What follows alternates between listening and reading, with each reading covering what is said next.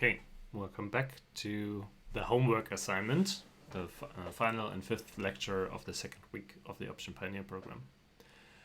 And as you will find, in week one we didn't have any homework code assignments, so there was just the scripts folder. But now we have a lectures folder and a homework folder in the week two directory. And here you will find code for two homeworks that we have prepared for you. The first one is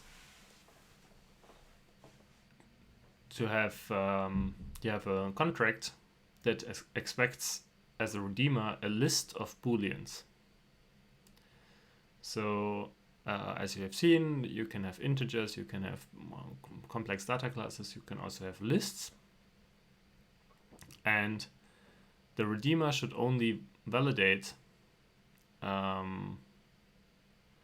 then if both of the fields in this list, or both of the booleans in this list are true. You can for the start expect that there are exactly two elements in here. Your homework is to implement this validator. As you can see, currently it just asserts false. It always passes. It always fails.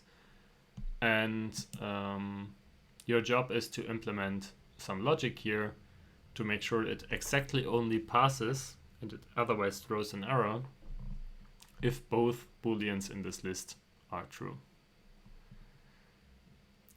Once you have implemented this, you can, if you are in the folder for week 2, this is where I'm at, you can run pytest test homework, and then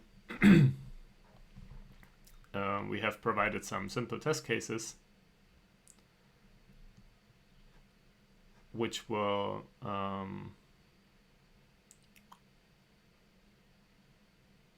which you can run to check that your homework is correctly implemented.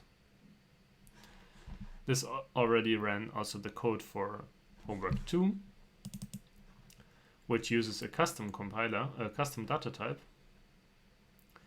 and works similarly to the list of booleans of the first homework, but now we have actually a redeemer. And this redeemer object, I'll just, for good measure, you should always just put a constructor ID, because otherwise you might be surprised that it has a different value. And then it has two flags, and your validator should unlock the funds only if the flags are different. So not if they are both true, like in the first homework, but now if they are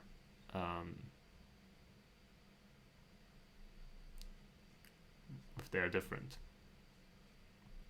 As additional exercise, try breaking these contracts, or try to actually submit them on chain, try to interact with them using the CLI or PyCardano, and try to unlock funds with incorrect redeemers, see what's happening.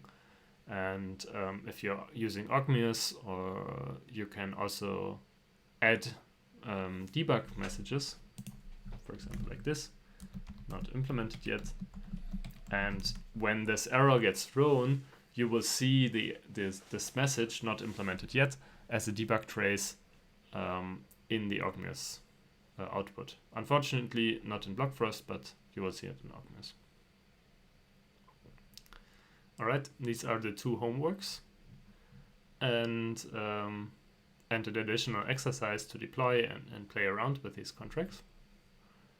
I hope you enjoyed it, and looking forward to present and see you again next week.